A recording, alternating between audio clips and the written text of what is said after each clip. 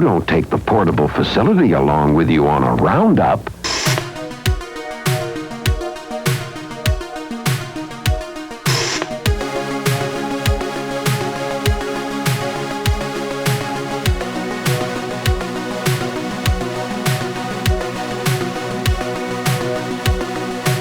Alright, so I guess we need to ask them if it's okay. Oh, so it just looks like I have a little button. Why'd you get in the race? All right, so my name is Suzi Rumohr, and I am running for District 3 City Council. And I am running because I've been engaged in the community for years now. Been on multiple committees, bond committee, some area plans like for Northeast Denton. I've been on master plans like Parks, Rec, that kind of thing, right? So I've been engaged for a long time, and it's time for me now to apply what I've learned to City Council. I've learned a lot of information over the time that I've been engaged with the community. So I'm really well-rounded in a lot of areas. I understand the broad picture of the city and how it works. I also understand how things at the state and federal level impact the city in terms of funding and our ability to do or not do certain things. So I just want to apply that knowledge and help and empower the folks of Denton to be able to have the city that they envision, right? All that cool stuff, all the quirkiness, all the culture, all that kind of stuff. Make sure that we're allowing that stuff to keep happening, because that's what everybody likes about Denton and makes us so unique. District 3 right now is sort of the Razor Ranch area, North Lakes area, the area around UNT, the Denia neighborhood, and Southridge, just sort of the circular part, right? So like the part that tees these sort of boundaries. And then there's some like little bits in other spots as well. So, I mean, what triggered me to kind of get engaged in the system is, for one, I always knew it was going to happen eventually, right? So I'm somebody that I see problems, and I don't just complain on the sidelines. The first thing I do is I say, why does that problem exist? So I start asking why a whole bunch, right? To try to understand the problem, understand why it exists. And then I want to know how it impacts different people, because my experience of a problem might be different than this person's experience of a problem. So I want to understand that dynamic as well. And then from there I start to be like, okay, so what are other places doing to alleviate this problem? What are our options here? The little levers we can start pulling on to start trying to make this issue a little bit better. And then once I kind of have this broad landscape of why the problem exists, how it impacts different people, and what the levers are, and the trade-offs of those levers, right? Once I start to understand that, then I start to act. So there's areas of like, you know, why are the streets always, you know, so terrible in Denton? So I ask why, right? And so you go down this rabbit hole of learning all the reasons why, and there's a lot of reasons why. Then it's like, okay, so how can we fix that, or start to improve it at least? And so, like, I don't see at the city level that we are going in depth enough about that, with one of the big problems being lack of funding. And it's not just the streets, some of our other infrastructure, we don't have enough funding for it.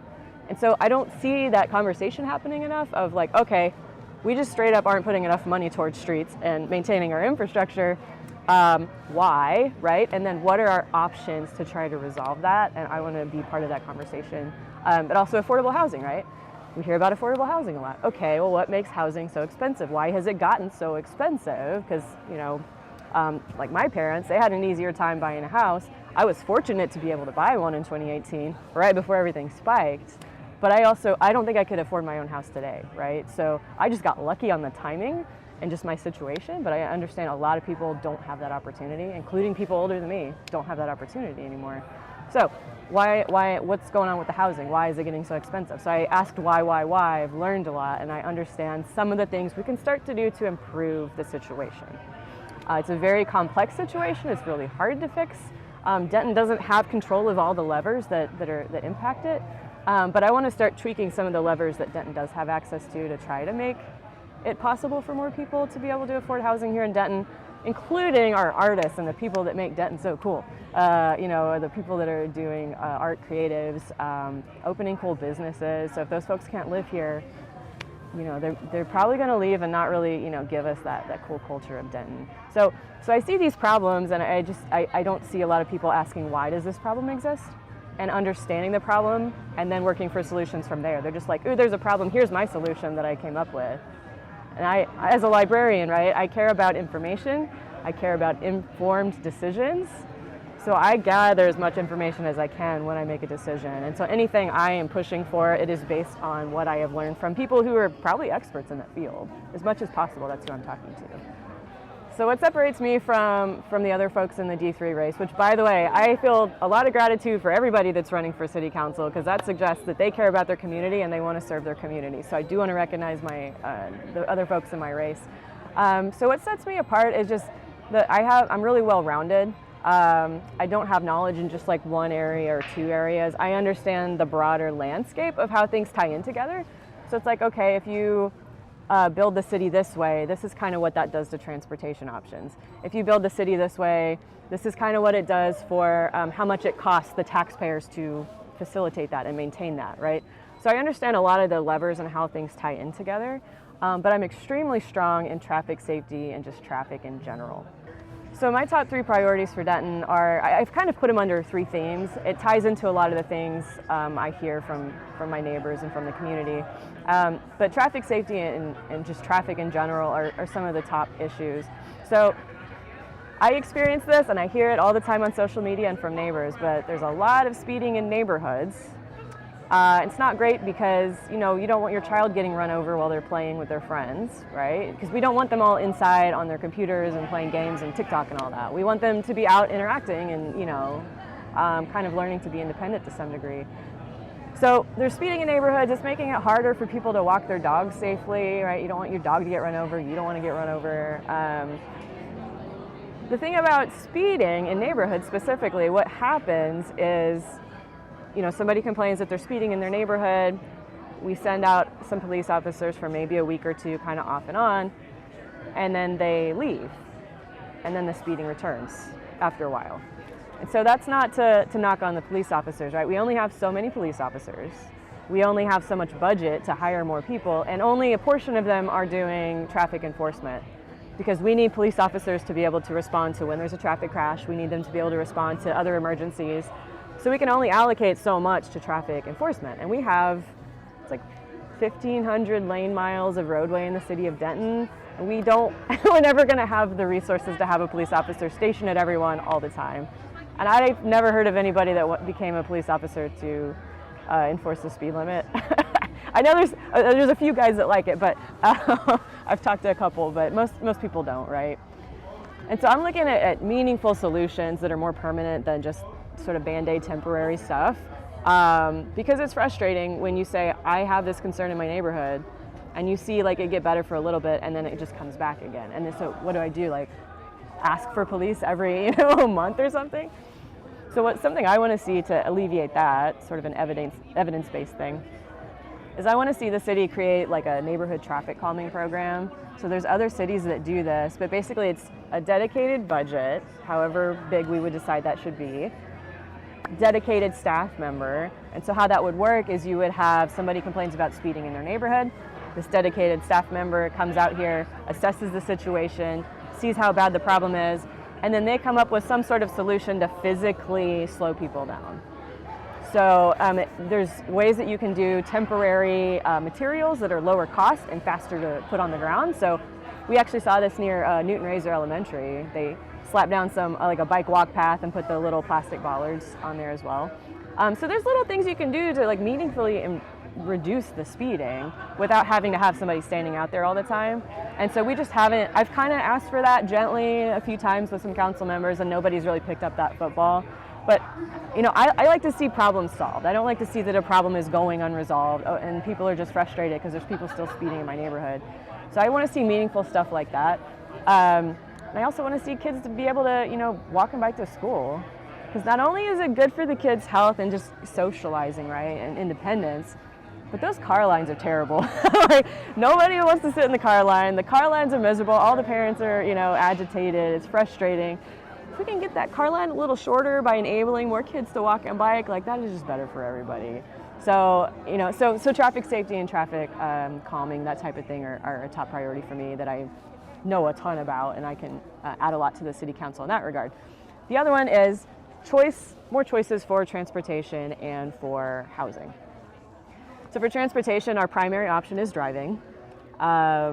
And that's a lot of people's preference, right, is driving, right? Because it's a lot easier, you're protected from the weather, you got air conditioning, you got heat.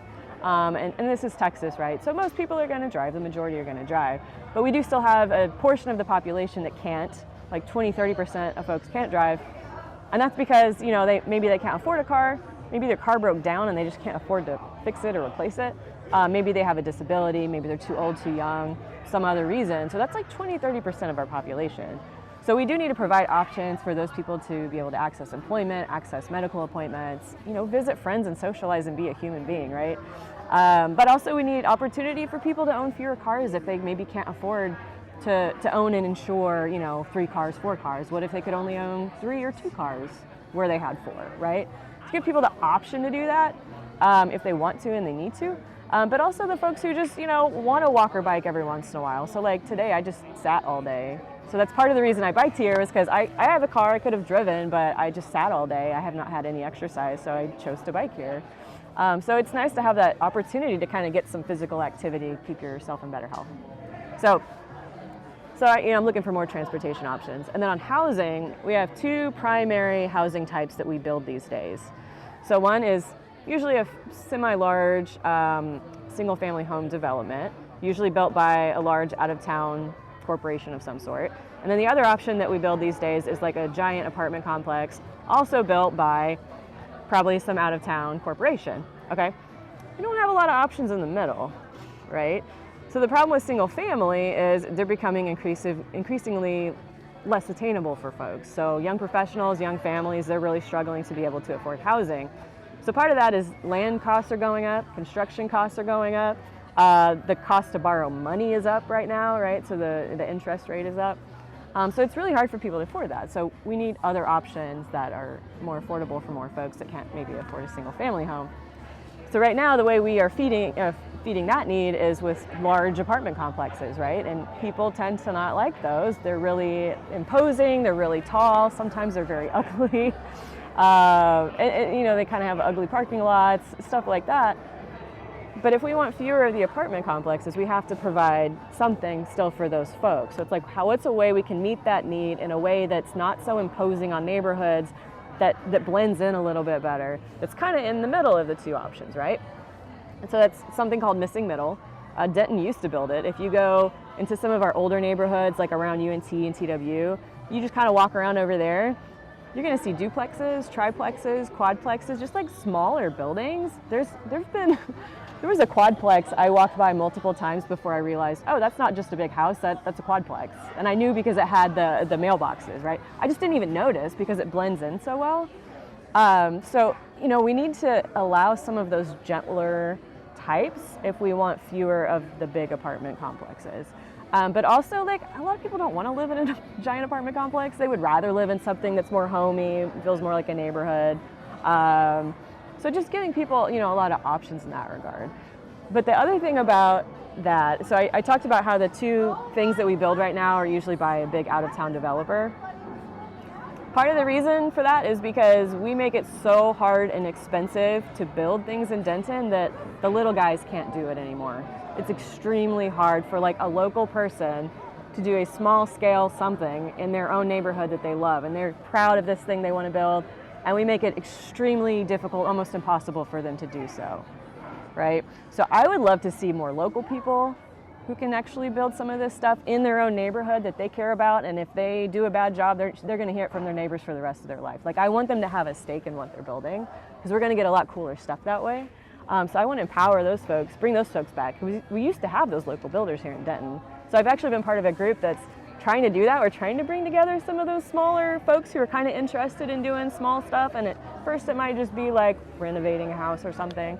But getting some of the local folks involved, so it's not just out-of-town folks, that's something I'm also interested in, to kind of empower locals to participate more in what we want to see in the building and evolution of our neighborhoods.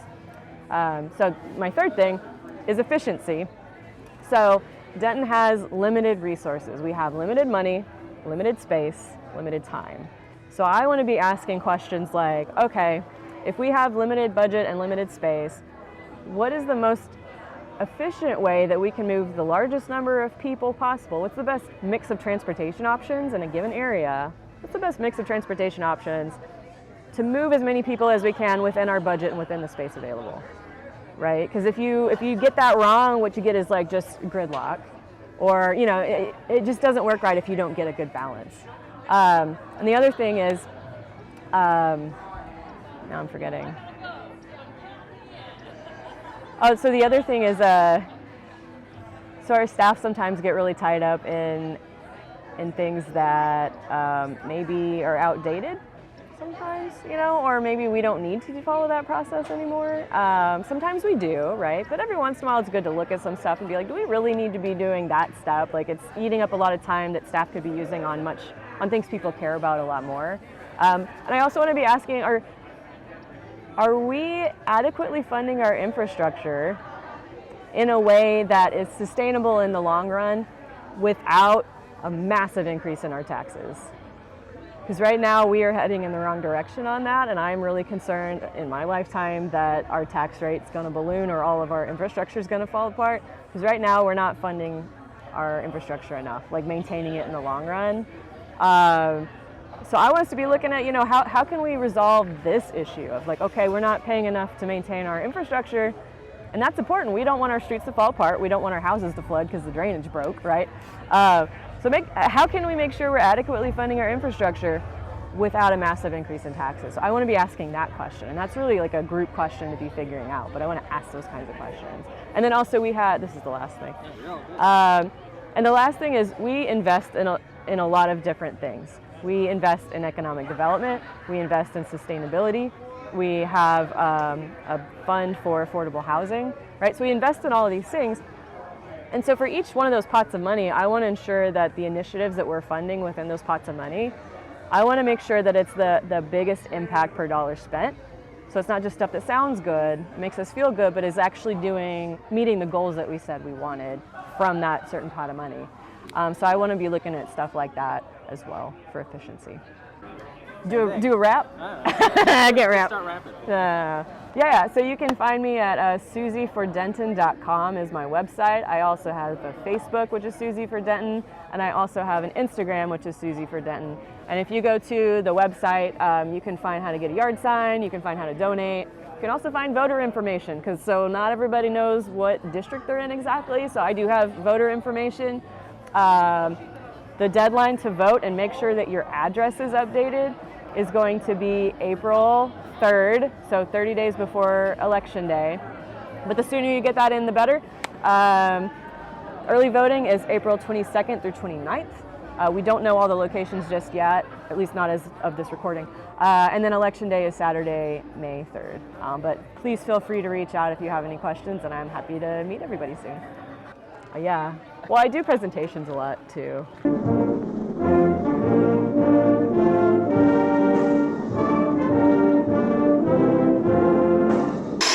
Share its blessing with America.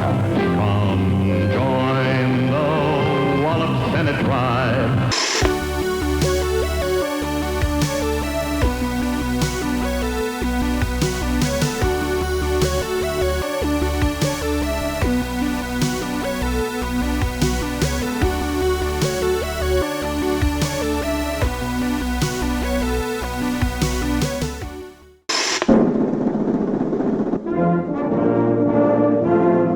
There's a California champagne.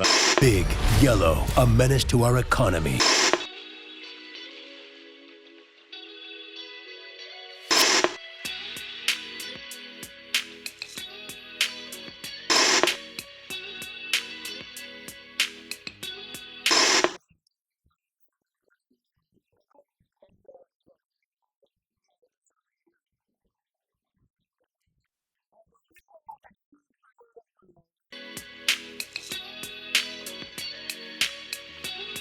So my background, Your background. what I'm running for, What are you running for?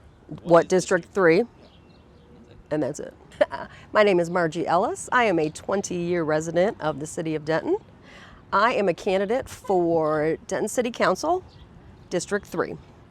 District 3 is a extremely large and diverse district. It goes as far southeast as the corner of Lillian Miller and Teasley.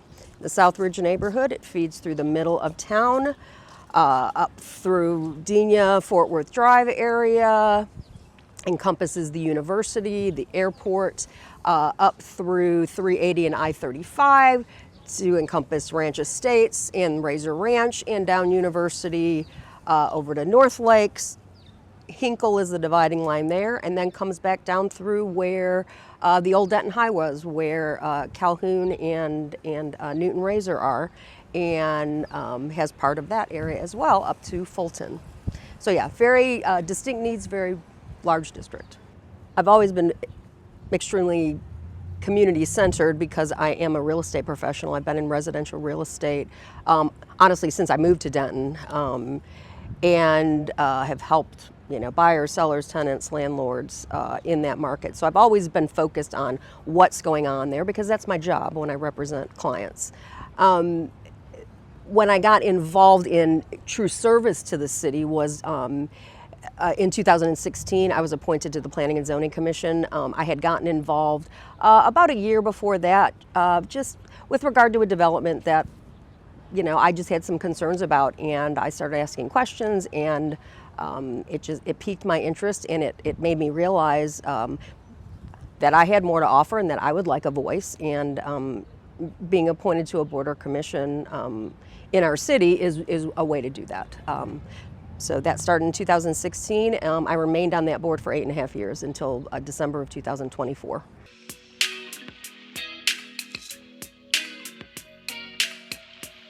After my tenure on P&Z came to an end, and technically I termed out in 3 terms. You can be reappointed 3 times. However, there is what's called a holdover position, which I was asked to do, and I did 2.5 more years of that. It was a very rewarding and enriching time, and I just wanted to do, I guess, the next thing or use that knowledge in a positive way, because when you serve that much time and you learn so much about how the city runs, even on planning and zoning, in that appointed position, you are dealing with multiple departments within the city when we hear the cases that come before us. And to preface, and for those who might not know, planning and zoning is a recommending body to city council. So development projects come through us, a variety of them, and we give an opinion and a suggestion to city council of how we think they should vote. And they don't have to listen to us, but they can or cannot take our opinion, but we are a recommending body. So anyway, to circle back around to the question of why I want to run for city council is I think I have a lot to add with that institutional knowledge, with that experience. I was chair of the commission for years, so I've got leadership ability. I would like to do more to help our city and give District 3 a strong voice.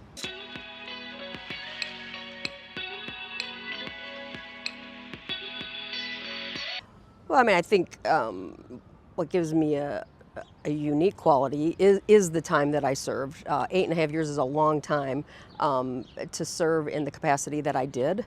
It relates directly to this position. As well, I have proven in that time that I have the ability to listen to all sides of every issue, to sit down and listen to the citizens. I've even in that role, have been in their houses, have been on property with them to listen and hear their concerns. So I think that does, make me a uniquely qualified candidate.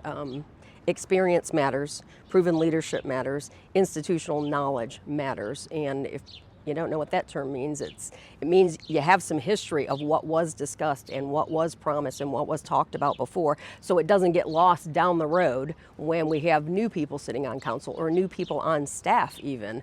You'd have somebody up there that says, hey, I remember that discussion. That's important.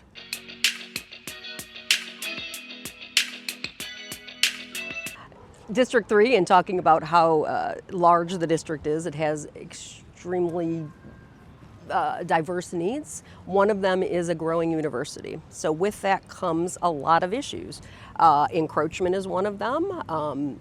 Because of student housing shortages, the university's been growing, but it does not have the ability to house its students. So that housing has had to seep out of those boundaries. And a lot of student housing type multifamilies have gone up in residential neighborhoods, or have infringed upon residential neighborhoods, or has taken away beloved, commercial entities. So that's an issue of where can we concentrate and focus on that need? Because when we talk about housing, which is another need, housing diversity is an issue here, and we need all of it.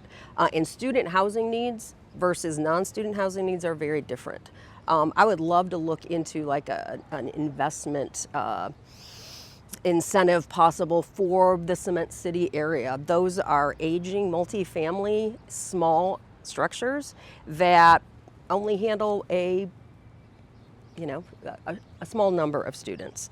If we could possibly incentivize reinvestment there, we keep students closer to the university, so easier for them to be on campus. We can reinvest in these properties that bring the amenities that the students want today. So that's one issue. Another one is the tremendous growth around the 35W area that's infringed upon the Denia neighborhood. District 3 has many established neighborhoods, coveted established neighborhoods. That's one of them that has felt the effect of a lot of growth, and those concerns need to be heard. There's a lot of infrastructure needs there. There's a lot of there's people who live rurally there. There's just a lot of diverse concerns in that area that need to be heard. Another issue is the lines were redrawn for District 3, so there's many people who don't know on that southeast boundary that they are part of District 3. It's important to make sure that their voices are heard and that they know who their representative is. Economic development, that would be another focus of mine in this race. We've got to take the tax burden off of just funding this budget with property taxes. We've got to bring in other businesses that are good for our citizens, that bring high-paying jobs here, that'll keep our graduating students here, and that will bring revenue to the city so that we can eliminate that burden on property owners.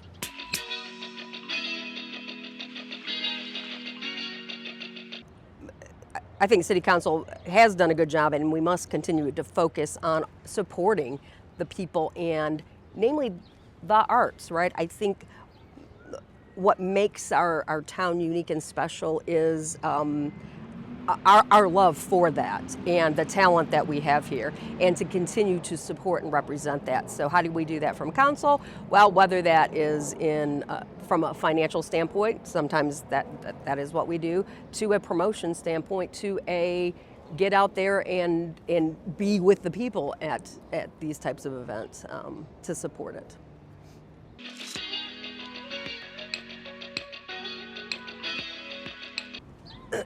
A great concern I have, and is another driving force that has brought me to running for this seat, is it seems that we have gotten to a point where our city council doesn't function very well sometimes, that it doesn't communicate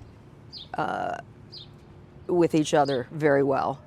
There are personal and political agendas in play that unfortunately sometimes gets in the way of making the best decisions, in my opinion, for this city. And it doesn't belong on city council. It's a nonpartisan position. We should all be looking for a council representative that is sitting there to work for the people and to be making the best decisions for this city and for the people in it. That's what the job of the city council is. And there's no sides on city council. There's no affiliations. There's no slates. There's no, we should be using everyone's brain to collaborate together. I mean, that's, and figure out, what's the best place, best decision for our city,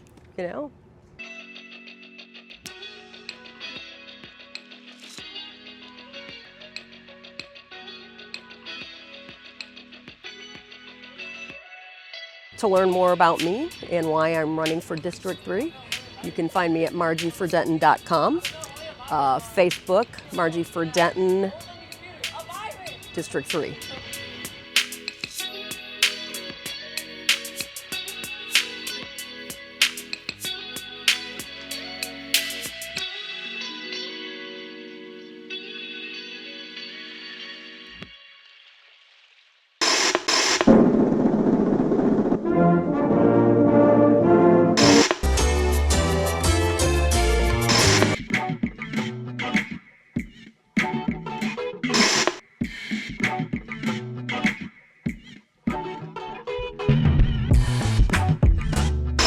Well, the thing is that white squirrels get picked off by the hawks because they're very easy to see.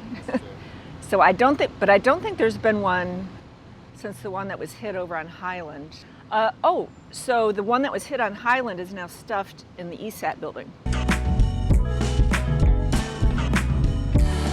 I'm Karen DeVinney, and I'm running for District 3. District 3 runs, it has the major, oldest neighborhoods in Denton. So we've got Denia, Southridge, and then north up to Elm, where Elm kind of goes diagonally over to 35.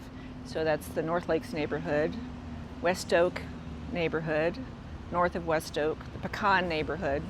It's got what I think are the most interesting neighborhoods in Denton. They're the older ones. I am retired. Let me give you a little bit of background, actually. I grew up in Michigan, and anybody who's grown up in Michigan will go like this and say, I was born right there. I was born in Bay City, same hospital as Madonna a few years earlier, but went to junior high and high school in Midland. I went to college in Boston University. I got a double major English and history. Came back to Michigan for my grad work. I did a master's and PhD at University of Michigan in Ann Arbor. And that's where I met my husband, David Holdeman. He's a professor at UNT, and when he was offered that job, we moved down to Denton. That was in 1992. So I've been in Denton for since then, 33 years. And we first lived in a rental on Parkway, and then we bought our house when our second child was born on West Oak. So I've been in D3 since we've moved here. The borders of D3 have moved a little bit, but when I was living on Parkway, it was part of the same district.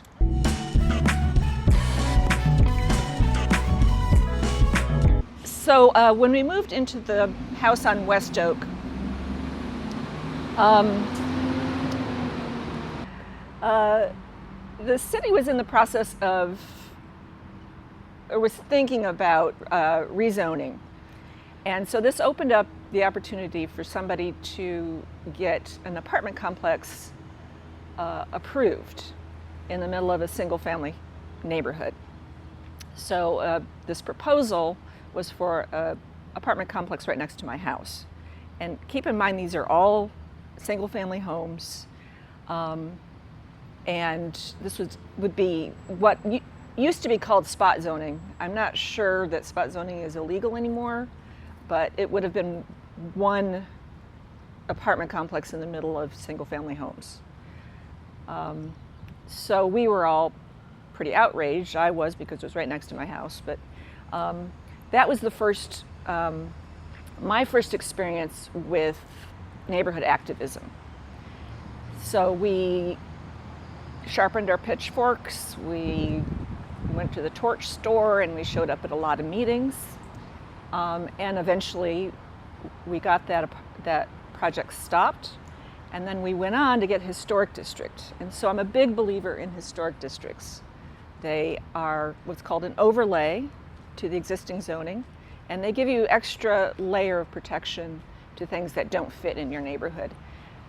The older Silk Stocking Row Historic District is farther east from us, and that was established 10 years before mine was. And that sort of set the model for ours. They had the same issues. They had apartment complexes coming in and being threatened for these gorgeous Queen Anne houses.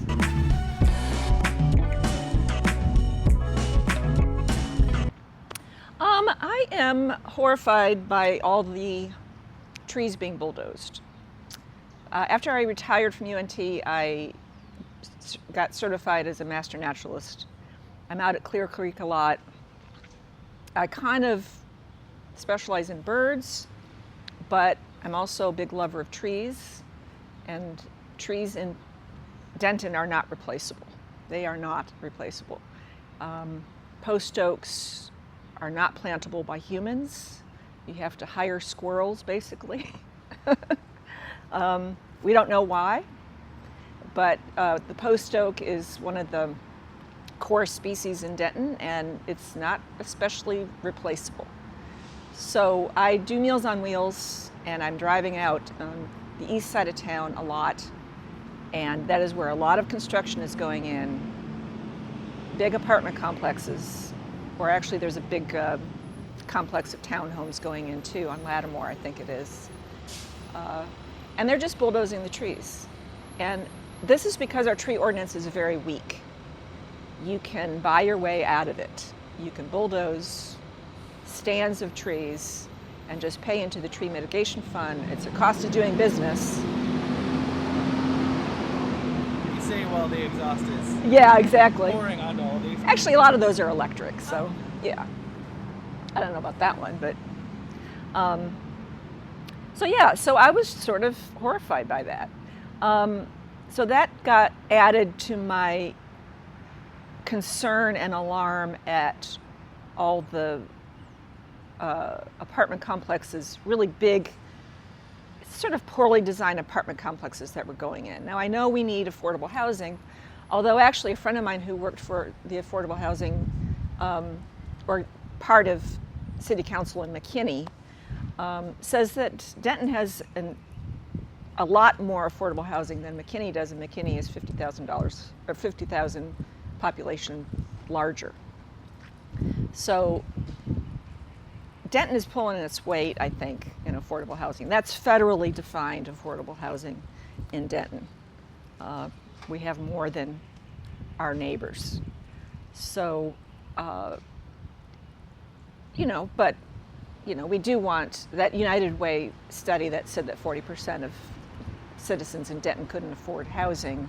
That's concerning to everybody, and we do need to work on that. But the answer is not going to be these huge apartment complexes that are going to degrade in 10 years.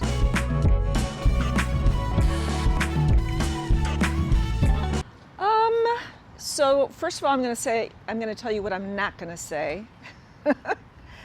I'm not going to say roads, and that's not because they're not very important. Obviously, we drive on the roads, we drive on the streets, we want them to be safe. The reason they're not a priority is because we don't need advocates on City Council for roads. Nobody's going to go in front of City Council and say, I want unsafe streets. Please give me a permit to create an unsafe street. The Federal Highway Administration has inches of manuals you can consult if you want to have safe streets. It's already kind of been figured out. And Denton is pretty good at being responsive to citizens' needs for safe streets. So I am going to say the three things that do need an advocate on City Council. The first is we need to strengthen our tree ordinance. Like I said, you can buy your way out of it, and those are resources that are not replaceable. Also green space. Gary Packin, the director of parks, has said that we're banking land. They have more land than they can really create parks from. So I'm going to suggest why don't we just leave the land alone and have a few wild spaces in Denton. That's free. If you're not putting in trails and playgrounds, it's free. So I'm fine with banking land. We could also have a tree bank. We could have a prairie restoration. Keep in mind that Denton is the western third of Denton is naturally prairie. So why don't we do some prairie restoration? It actually sequesters more carbon per acre than forests. So green space, tree ordinance. The second thing is that has to do with my concern for neighborhoods. The zoning categories, the zoning map, the future land use map, all those things are in place, and we recently revised all of those. So what I would like to see more of is some small area plans, more historic districts, more conservation districts, more things that are overlays so that we can get further protections over existing neighborhoods. Right now it's too easy to go in and get a variance on the existing zoning. It's very hard to get a variance if there's a small area plan in place or a historic district in place. I think we need to start preserving our existing housing stock and our interesting neighborhoods. And we've already got zoning in place, so we need something on top of that. The third thing is homelessness. Again, you know, as with affordable housing, Denton is kind of pulling more than its fair share of the weight of homelessness in the county. When I do the point in time count every year, and the numbers that come out of that, they haven't issued the most recent numbers yet. There's a big reveal in May, I think. But Denton just has hundreds and hundreds more homeless people who show up on that count than Flower Mound, Louisville, any of the other towns in Denton. And whether they're coming up here or whether they're getting bused up here, there's different theories. We need some help from other cities in the county, and we need help from the county. We are pulling more than our fair share of weight. What does the help look like? Well, we need wraparound services. We need some housing. There's 2 proposals for tiny home villages in the works right now, looking for funding and looking to break ground. One is near Crum, but within Denton city limits, and the other is by Ryan High School. So obviously get some housing in place, but they also need services. People don't become homeless usually just because housing is expensive. They have family issues, they might be fleeing domestic violence, there might be some addiction issues, there might be some mental health issues, there might be all 3. You know, you've got to treat those things to really help people who are experiencing homelessness. So those are my 3. It's not that I don't think other things are important, it's just that those are the 3 things that I will advocate if I'm on council. How am I different from others? I differ from Suzi and Margie because I've been a neighborhood activist for 20 years and a lot longer than they have. I've been involved in a lot of different boards and commissions, Public Utilities Board, Historic Landmark, Traffic Safety, a couple of bond commissions.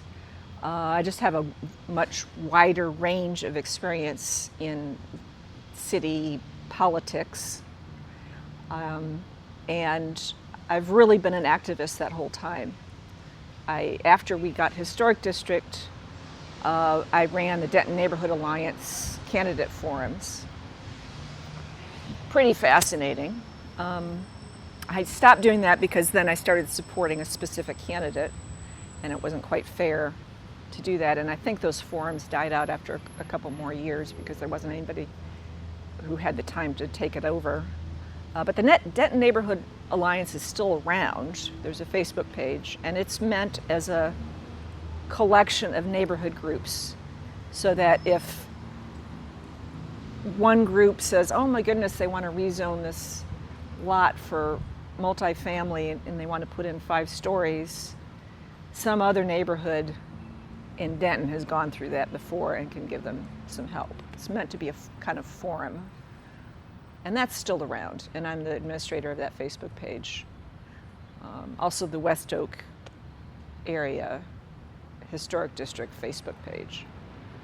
So I continue to be involved in neighborhood stuff. Right now, because we've got Historic District, there have not been any egregious threats to us. Thank goodness. I mean, sort of that monstrosity on Normal Street, we had to help out with, but my actual neighborhood is kind of safe. That's why I want to encourage historic districts.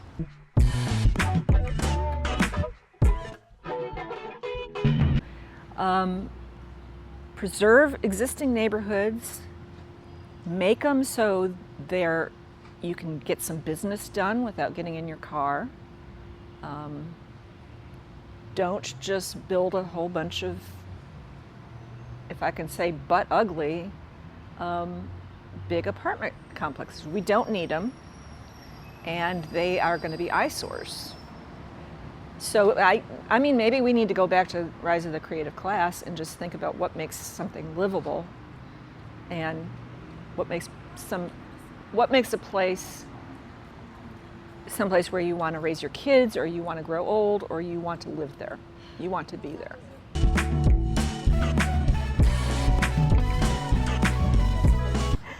Okay, my website is DeVinneyforDenton.com. My Facebook is Karen DeVinney for Denton, and my campaign email is DeVinneyforDenton@gmail.com. So you see the pattern there. With a name like Karen, I was, when I first announced this, I was really surprised. Somebody immediately played that card. Oh, you're such a Karen. Like, really? That's all you got? That's what you're going to throw at me? But I think DeVinney for Denton has a nice alliteration to it. So.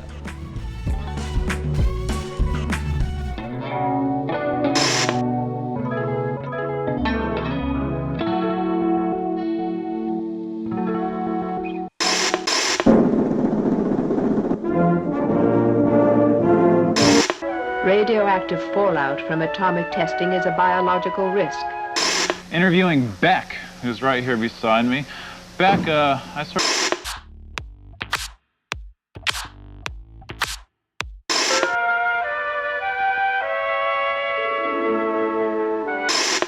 Well, yeah, it's actually for TAC, the Texas Advanced Computing Center. It is part of, I have it because I just retired from UT Austin where I worked at TAC. So I'm happy to talk about that.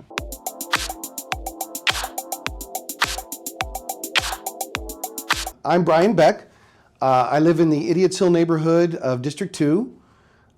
District 2 is simplistically everything kind of north of University and east of 77/Elm. But it actually goes all the way out to Lake Ray Roberts. It includes, if you get out towards Mayhill, it includes the little pieces out in all the way to Lakeshore and things like that. So it's the sort of north and east, and there is a little sliver of District 2 that goes from the Kroger on University, sort of the Alice Street area, and goes all the way through downtown. And then you ask, I guess, what was my background? And I have about a 37-year career in computational biology. I have degrees in biochemistry and biophysics from Texas A&M and Washington State University, where I got my PhD. And then I spent time as postdocs in Houston and University of Nevada, Reno. I started a bioinformatics center there. And then I moved back to Texas to be faculty at Texas Women's University, where I was their first computational biologist they'd ever had. And so I taught many biology courses at TW, but also raised a bunch of computational biology PhD kiddos. And then in 2015, an opportunity came to move to UT Austin, but not move, to work at UT Austin at the Texas Advanced Compute Center. And the Texas Advanced Compute Center is the nation's largest academic supercomputing center at the Pickle campus at UT Austin, and they needed a liaison for all the UTs in the Dallas-Fort Worth Metroplex. So I would liaise with UT Dallas, UT Southwestern, UT Arlington, UT Tyler, and UT Tyler Med. Who am I forgetting? Feels like that's not enough. But UT Dallas, did I say them?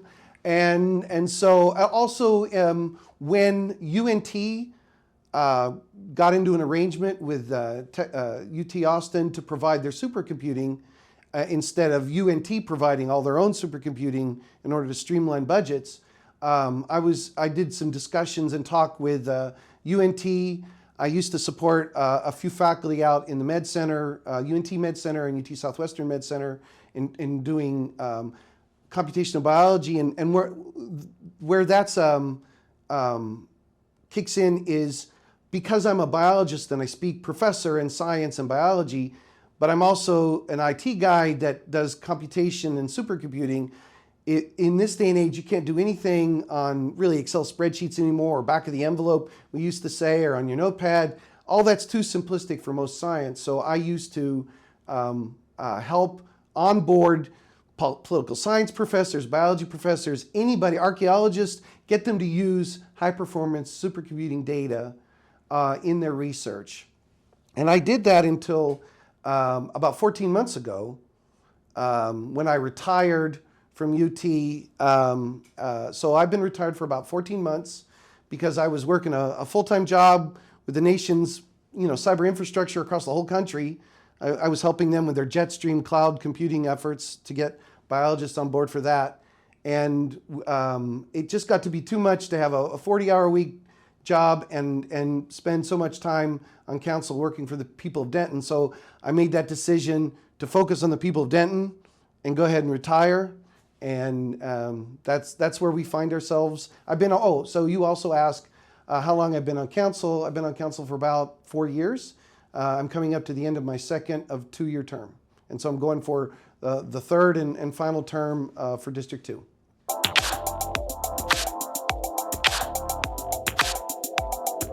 Essentially, I've been in government service my entire life. And in fact, that kicked in when I started with council because the state of Texas, the Constitution says you can't take 2 awards. I can't get my government salary from UT Austin and take the small stipend counselors get, $750 a month for serving on council. And so I could either have my paycheck or I could take the $750 a month. And so almost everyone takes their paycheck. And so I've been doing all the council work pro bono except for the very last year.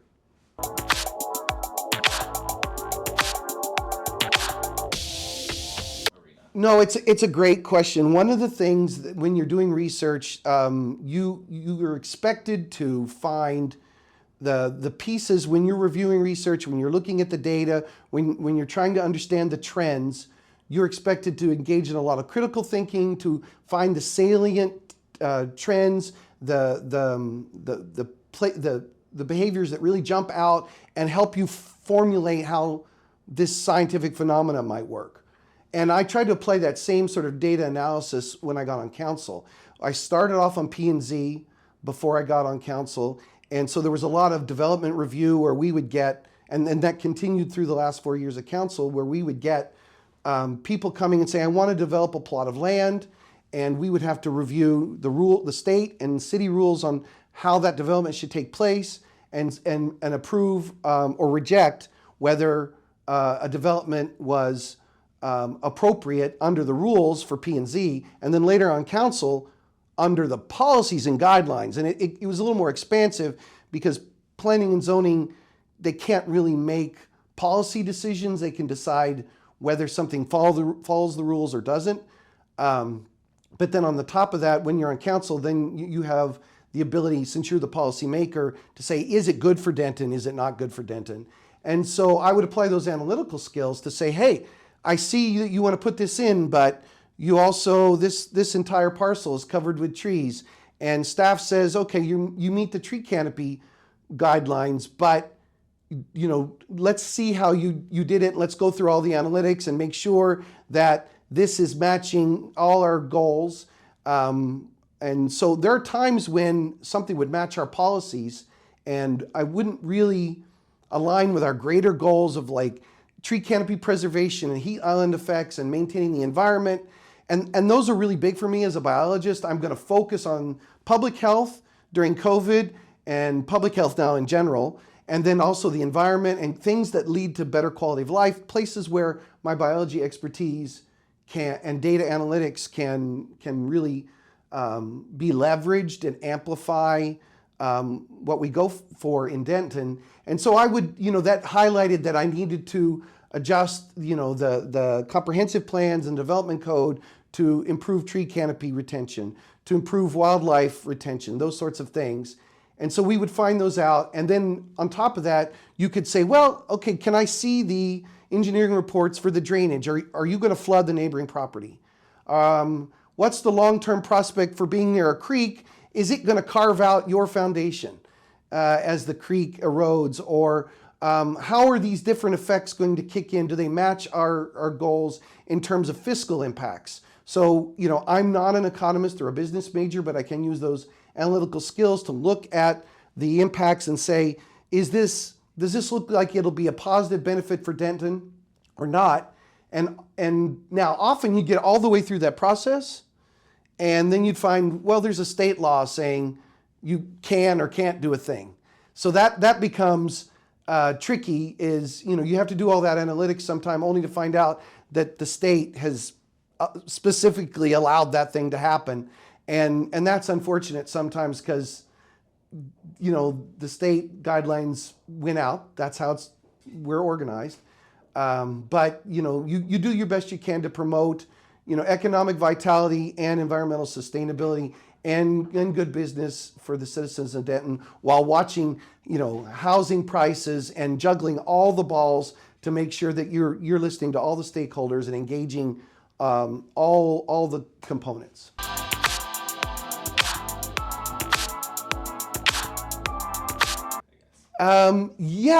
I think the biggest thing, and I've been pushing actually to correct this, is the citizens don't always understand the channels of communication and the processes. They sort of, I think, and then on the reverse of that, staff don't always understand why the citizens think a certain way, how they're appearing to be. And so in trying to get feedback from the citizens, I've been trying to encourage locals to engage all the time with each other and with the staff, and then staff to come back. And I don't want to say staff does a bad job of that, and I don't think the citizens do a bad job of it either. If anything, because of the 3 universities and the high professional level in this town, we actually have more feedback than surrounding communities. And a more highly engaged staff and a more highly engaged, but the levels that are demanded are so much higher, and there's still a lot of misunderstanding about, I want to take care of the environment. I want more trees. Well, how do I get more trees? Who owns the trees? Where does the land? What laws govern the trees? How to protect them? Or when is a property rights owner allowed to just tear them out by right because he or she is trying to do economic development? And so I've been encouraging not only the citizens to get more engaged, but the staff to spend more time engaging in feedback and education, outreach, and training. So as an educator, I spent 37 years, engaging in education, outreach, and training. And so I'm trying to bring that perspective from academia into governance, where if I can get you to understand, like when I would teach freshman biology, I would try to get them to, understand the fundamental principles so that then they can answer larger, more complicated questions. And I think the same goes on with our constituency. I've spent a lot of time with neighborhood groups. I can recall, more than sort of 7 to 10 different events where I met with a neighborhood group and they're mad about a development that was coming in, or at least concerned, maybe mad was the wrong language, but concerned about how it would impact them. And I walked them through, since I was on planning and zoning and council, I walked them through the steps, the procedures, the workflow to help them understand how to maximize their voice. And the citizens don't always necessarily end up where they thought they would, but they generally had more engagement, more voice, more contribution to the process than normal. And this isn't a ding against the developers. They understand the process really, really well, but the developer's job is to understand the process really well. They're trying to do development. So as we juggle the stakeholders, and understand what is the citizens and the local neighbors want, in terms of environmental preservation, historical preservation, quality of life, and compare that to what's good for the economy, what bolsters sales tax and property tax, and so that the city can do a good job in giving services of fire and pools and whatnot. As we juggle all that, having everyone be highly informed is really important to me.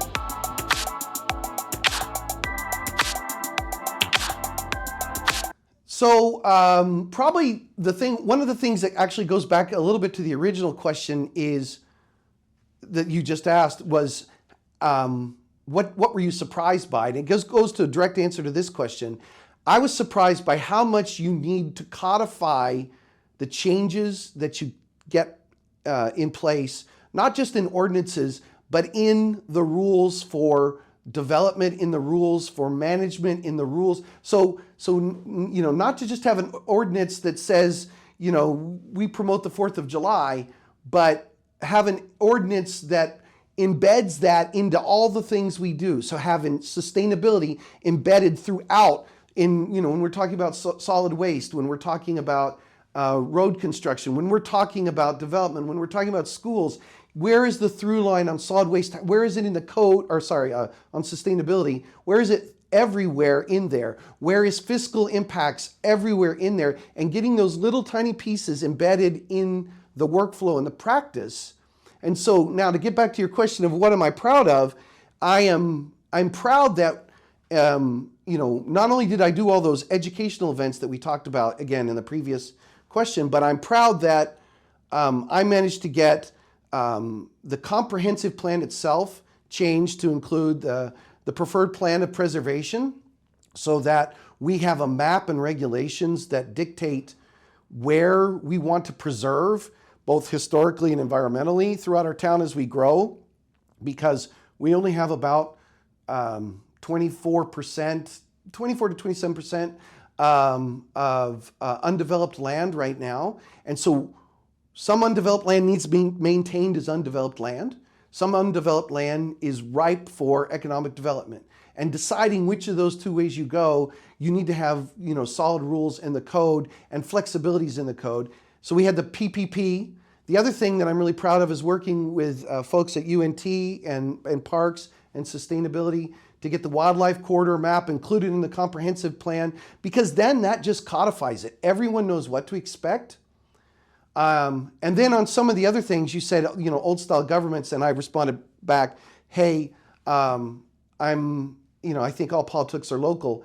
I do think there's been opportunities where I've been proud to support the non-discrimination ordinance and expansions to it.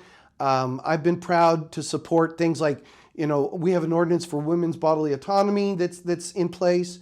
I've been proud to support generally bringing equity to the different citizens of Denton and how they're able to engage with the community.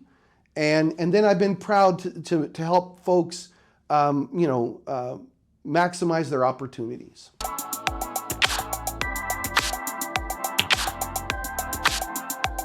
Yeah, if I get elected, I think, regardless of who gets elected, I think the following things will be next. We are, with climate change, which is a particular focus of mine, that's another thing where during my time we got the Climate Action Plan pushed forward and we're in the process of getting that fully ratified and adopted and followed out.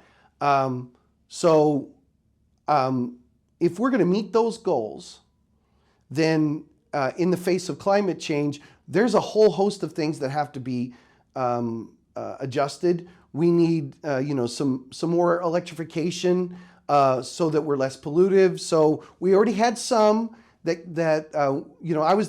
during my time, we started the Sustainability Fund to promote sustainability projects in the community, and we were able to use some of that money to augment e-bikes and rebates on renewable energy-related utilities and appliances and greener appliances, and that kind of approach. And I pushed for that. We need more of that as we go forward.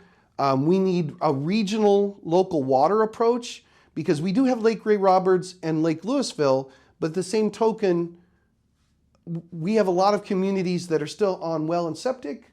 We have a lot of communities that are popping up, and so taking a regional approach to water is going to be really important. A regional approach to the sustainability is going to be really important.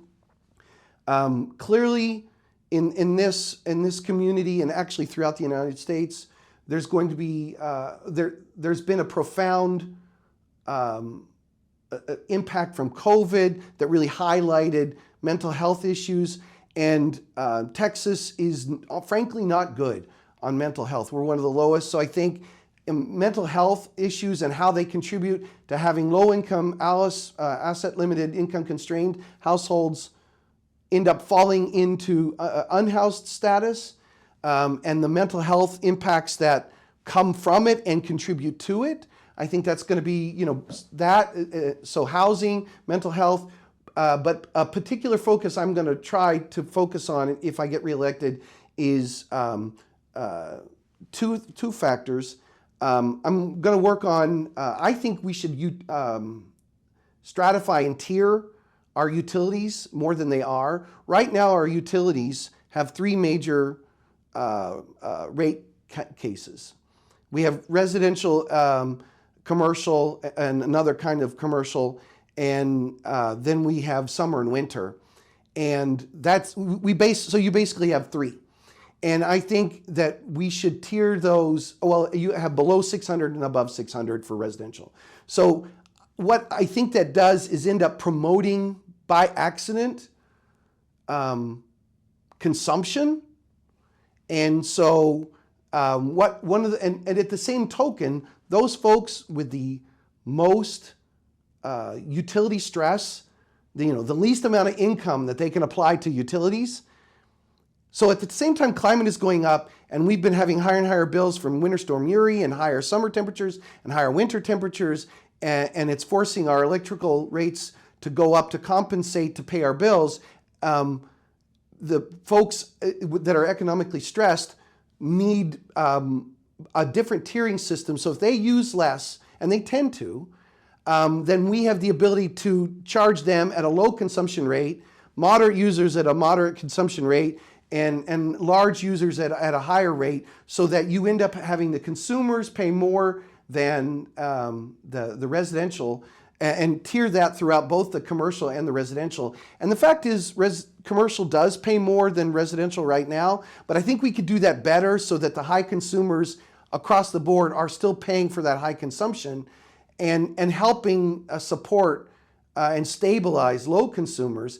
And the other thing I think we can do to help those low consumers pay their bills better is increase the opportunities for winterizing and summerizing their home. So even more rebates for but make them targeted for low-income households, so that you can get the insulation and weather stripping, you can get the heat audits and that sort of thing. And those are already available, but target them specifically, because sometimes the wealthy people's homes are already pretty, green.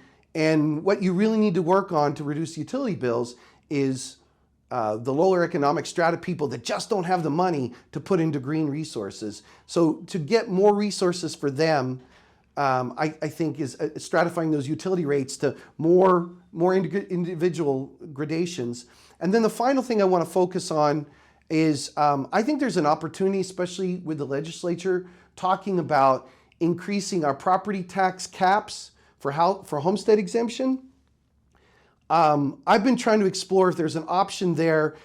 Denton has amongst the lowest property tax exemptions in the region. Not the lowest, but it's in the bottom half, and in terms of the number. So in order to, I understand that places are, people are getting squeezed as property values are going up.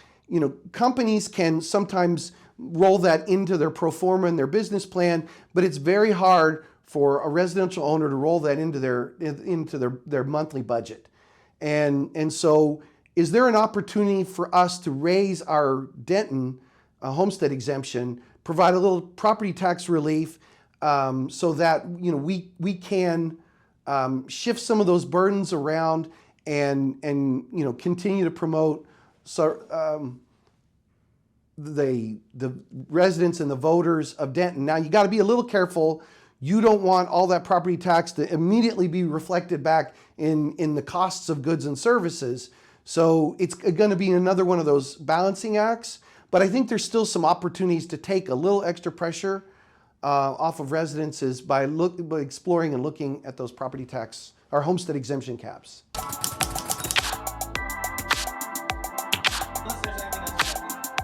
No, whatever you want to ask is fine. I'm happy to do more or answer any other questions.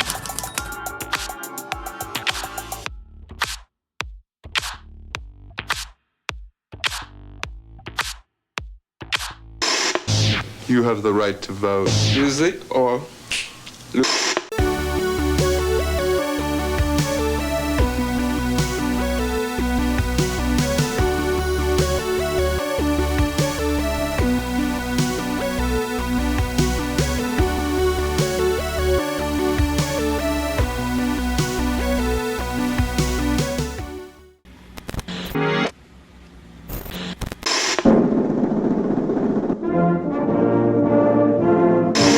Today, 36 cents. Pass Proposition B. Drugs are bad.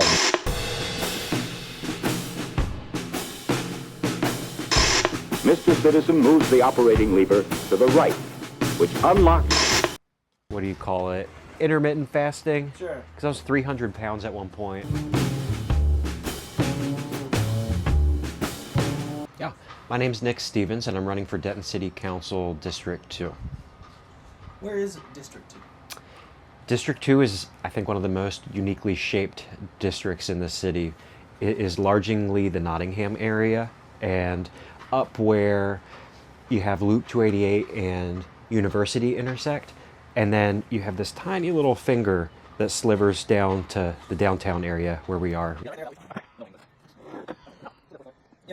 Yeah, I've lived in Denton 20 years and have tried to always be really active in the community. I'm a small business owner, and that's always been my main focus. I'm the chair of the Health and Building Standards Commission for the city, but I was also a co-chair with Decriminalize Denton, alongside Deb Armenter to decriminalize cannabis in the city.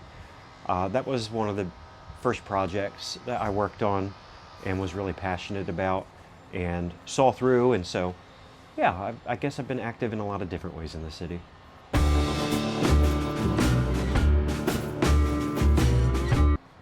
It's looking at the direction the city's headed and looking at the numbers, because the numbers aren't just numbers, they're people.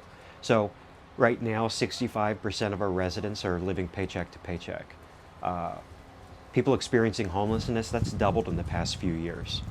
And that's my neighbors, my friends, the people I love. It's a problem, and we need representation that isn't afraid to be bold and understand that these aren't just statistics. When I look at the decisions that the council made, they had real impacts on people. It was increasing property taxes, it was increasing utility rates by 25%, and when you're already struggling, that adds insult to injury. Especially when we have over $1 billion budget. We're not asking corporations to pay their fair share. It's going on the backs of working families in the city. It's not right. There's a personal aspect to that too, though, which is I did not grow up wealthy. I lived in affordable housing with my mom. My mom was on food stamps, and I can confidently say what my parents wanted for me was a better life than they had, and I've been able to do that. And it's not a political thing for me. Like, it's not just a quip. I really do want people to have access to the same things that I had access to, and we can do that, right? I mean, that's policy.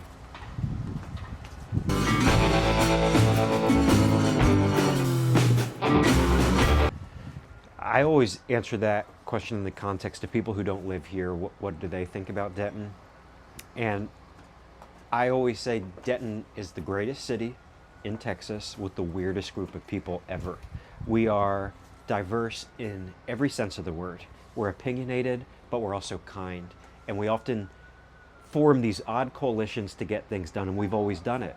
It was this bipartisan effort that decriminalized cannabis. It was UNT students and it was Ropes and Ranch residents that voted for that.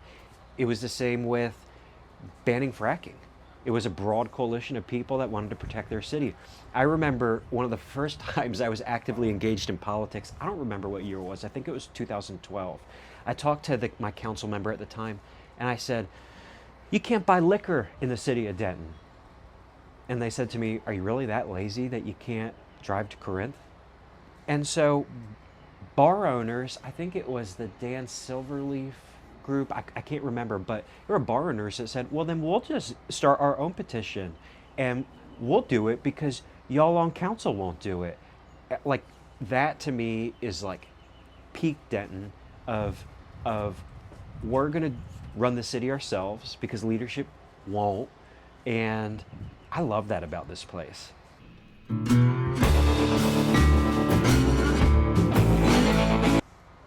I really think we just need thoughtful leadership that asks hard questions. And there's a long list of things. One of the things was we had a Bitcoin mining facility that was brought into the community. I was pretty vocal that that was a terrible idea. And turned out I was right. It went bankrupt.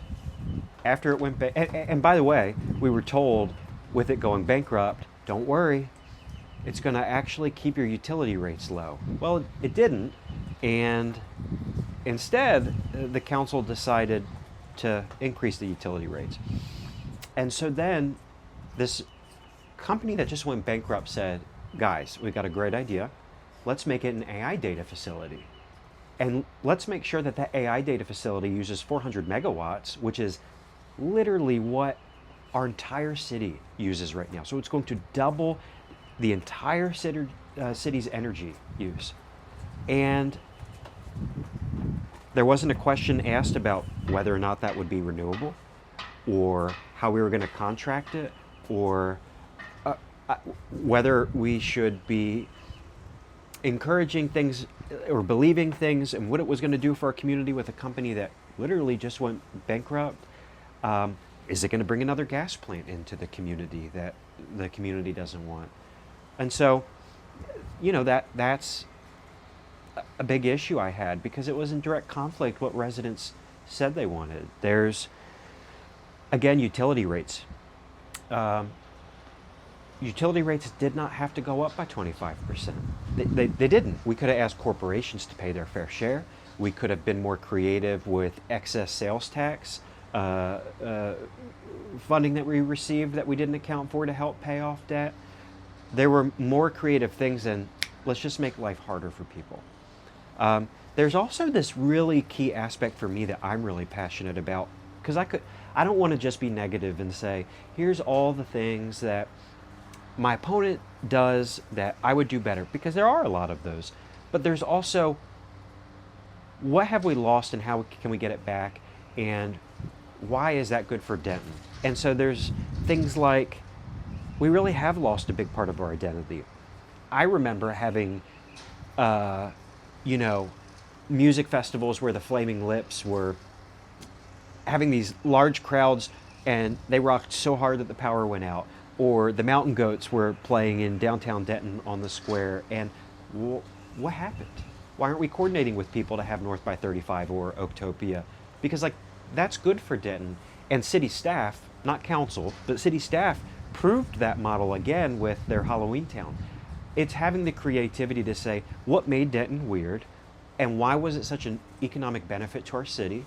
How can we take advantage of that in a positive way to make people joyful again? It's the same with, I'm hugely passionate about the Golden Triangle Mall because that's where I walk when it's either too hot or too cold, which is 80% of the year for me. And we've got these empty department stores that have been vacant for years. And I had an idea of, I bet the city could pay for turning one of those department stores into a food market, maker's market, and have easy access for small entrepreneurs to start their business there. And the amount of money that we could actually get from sales tax revenue, and not only that, the amount of people that would then go to the mall. And that would encourage businesses to start opening things up again at that mall, which would then bring in more sales tax revenue to the city. I see residents do this. I go to comedy shows at the mall that sell out with 100 people there. We just got to be more creative, and we've lost that spirit that's made Denton so Denton. And I'm so passionate about it. You know, you walk right down the street to Osteria El Muro. Those guys are selling out their restaurant every single night. Every single night. They didn't get any assistance from the city, no congratulations from the city, no how can we serve you. I want to coordinate with the Michelin star group that just started reviewing restaurants in Texas. There were a bunch of cities that teamed up with Michelin to start reviewing stuff in their cities. We weren't on that list.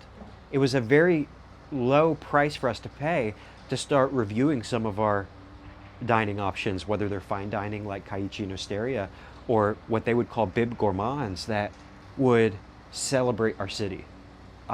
Celebrating our city and really leaning into our unique weirdness is an economic benefit that we really have to get back.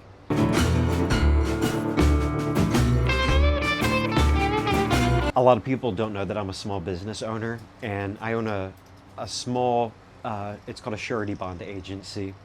And a lot of people don't even know what surety bonds are, but what it is when someone does a construction project for municipalities or the federal government or a school district, there's something called a payment and performance bond that's generally required. And what it is this financial guarantee that you're gonna pay for a job and perform the job, and if not, it's my company that's on the hook for you messing up.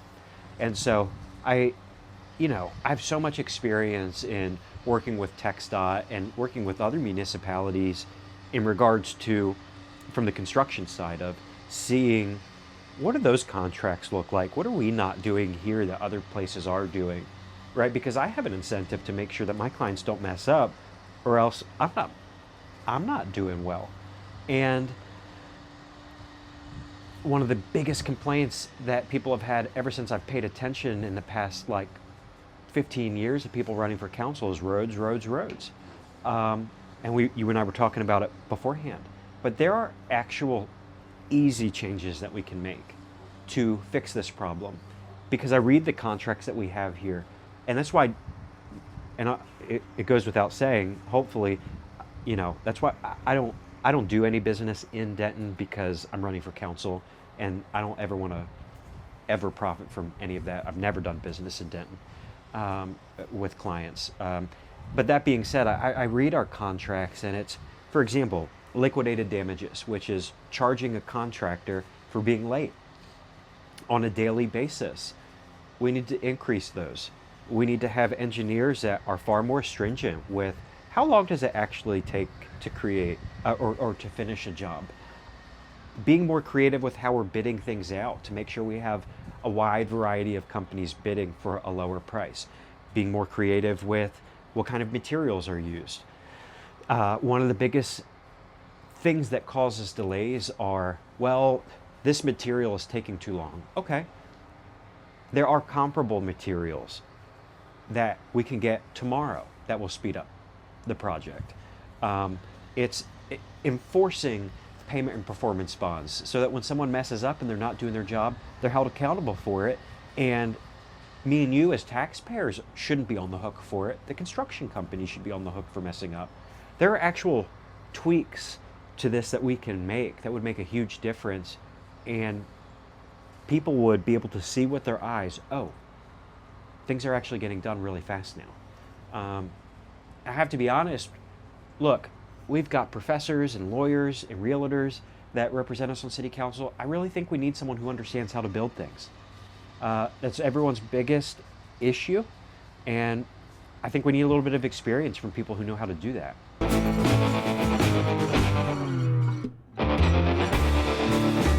My perspective is probably a little bit different because of my leadership style. When I'm elected, the District 2 seat is not my seat, it's District 2's seat. I represent them. And so the way I always explain it is I'm a bottom-up leader, not a top-down leader.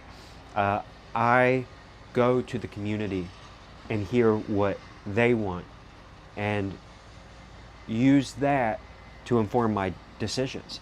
So, you know, an example, my first town hall I had this year was with unhoused residents in Denton. They're not given a voice. We want to talk about the issue of homelessness in the community. We need to be meeting with them, asking them about their experiences. What are your experiences tangibly at Our Daily Bread?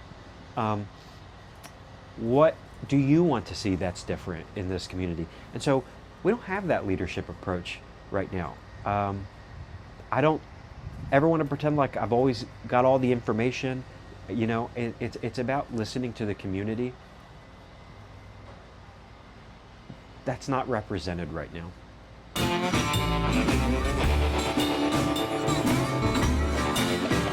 There's a lot of things I'm passionate about, but the first thing is fixing our roads. The second thing is affordability, which is going ignored right now by council. Property taxes are going up, utility rates are going up, cost of living is going up in this community, and there's nothing being done to stop it. And the third thing is upward mobility.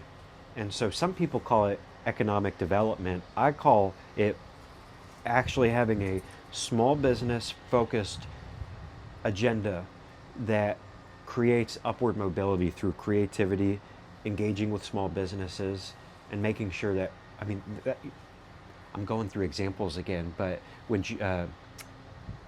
J&J's left the square, it was just, what are we doing as a community to stop that from happening? Because now I'm going up to Gainesville every 2 weeks to get my fix of pizza. Like, what could we have done better?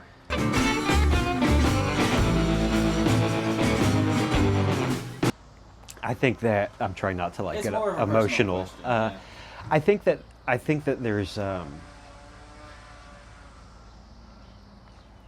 yeah, I think that there's a few aspects to it. I think that the non-emotional side of me says policy matters. Understanding how to use the levers of government to provide real change matters just as much. You need someone who understands how to pull which lever at the right time to show results. And so that's one thing that's changed. The other thing that's changed, I think, in me, and it makes me cry once a day, is that people are really hurting. It's why, like, when I said, you know, people experiencing homelessness has doubled, or 65% of us are living paycheck to paycheck.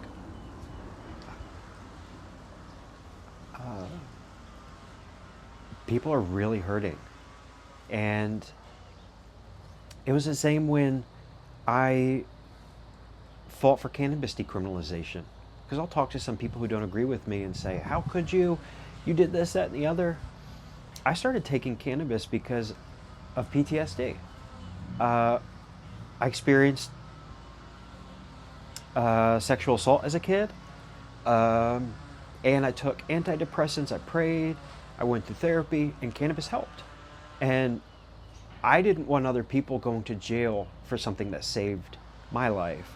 And so when you see how people are just struggling, they want someone that listens to them, they want someone that does something, they want someone that will be bold. It broke my heart, and it also meant that it reaffirmed that I was doing the right thing. It reaffirmed I have a problem with people that run or legislate based on the next election. You legislate based on doing what's right. And, but that's the thing that changed the most, was it's easy to understand a statistic, but having someone in front of you that is just totally broken because of the policies that we have in this community, that changes everything. I hope all that noise in the back doesn't... It's a pretty decent microphone. Okay, cool. Hard for the citizens in